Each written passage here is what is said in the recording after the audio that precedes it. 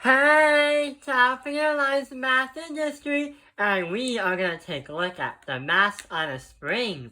So in the previous video, we've been taking a look at pendulums and also harmonic motion.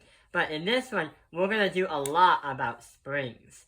So we understand that periodic motion happens when motion that repeats in a regular cycle that goes back and forth and back and forth. We also know that equilibrium happens when it's at rest and the net force is at zero.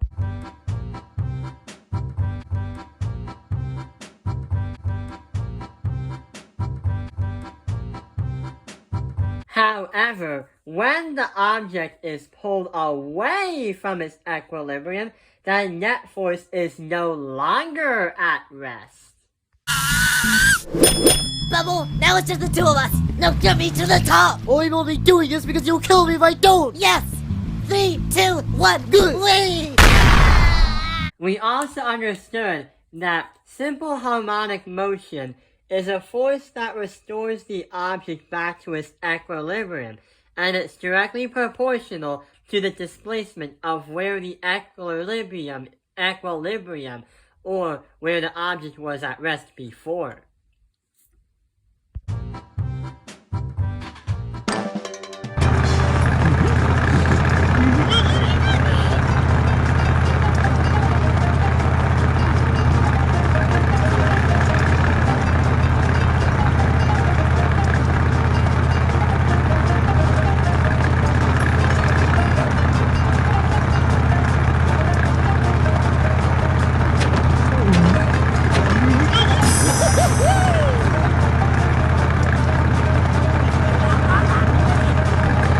The period is the time needed for an object to complete an entire cycle, whether it's a pendulum going back and forth, or a spring compressing and extending. That is a cycle. And amplitude is the max distance from the equilibrium of where it was at rest. So a pendulum could be this right here if you raise it, or a spring, you smush it because smashing it would want to make it go back. Or if it was the reverse way, you have to stretch it, but then it would come back closing together. And that's what we're going to demonstrate using a picture. A spring that is reversed, meaning you create energy by trying to stretch it and it wants to stay closed. So there are two forces a spring can have. Let's picture it. So let's say this is a box, and this right here is a ceiling, but the ceiling has a spring on it. The box is going to be pulled down by the force of gravity, which makes a lot of sense. The spring wants to stay compressed. It doesn't like to stretch, because if you do, it's going to launch right back up. That is going to be the force of SP, or the force of springs. So that is going to be what happens when you try to pull it down, or when it happens. The next example is going to be when it comes right back up. What you pull will come right back up. So imagine you pull the spring a bit down. The weight goes down. Sure enough, there is still an FG trying to pull it down, but there's a greater force of FSP, or the force of springs. Which means the F net, which is going to be where the energy wants to go, or the object and the force wants to go, is going to make the spring go back into its original state. That's where the so-called simple harmonic motion is, and that's where it reaches equilibrium. That's why F net's going to go back up, because there's a greater force in the spring that it wants to go back to normal. But as the spring comes to a close, and as it gets compressed again, it squishes. The object or the weight is still attached.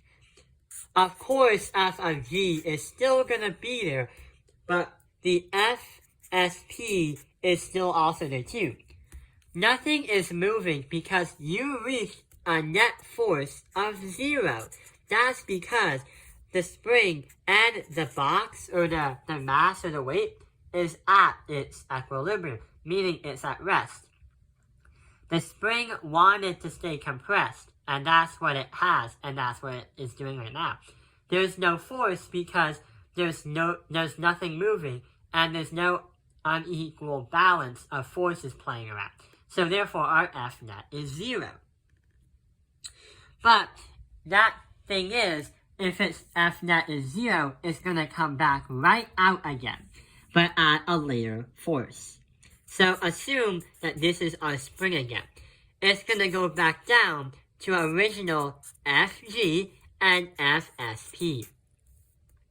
When you do that, we are going to have the F net go down. But it's not going to be as more powerful as the last one. Due to the laws of conservation and the conservation of momentum, nothing will have the same amount of where it used to be, where it lasted. Sure enough, there is the same mechanical energy, but the energy is used, also there's force of gravity, causing the box to be higher than it was when it's stretched out. Again, not this, like this.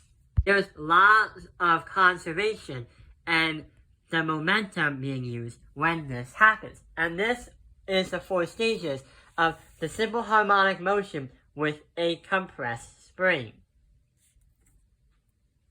So I hope this video has helped you understand the mass on a spring. Thank you for watching Top Analyze the Math Industry. Like and subscribe.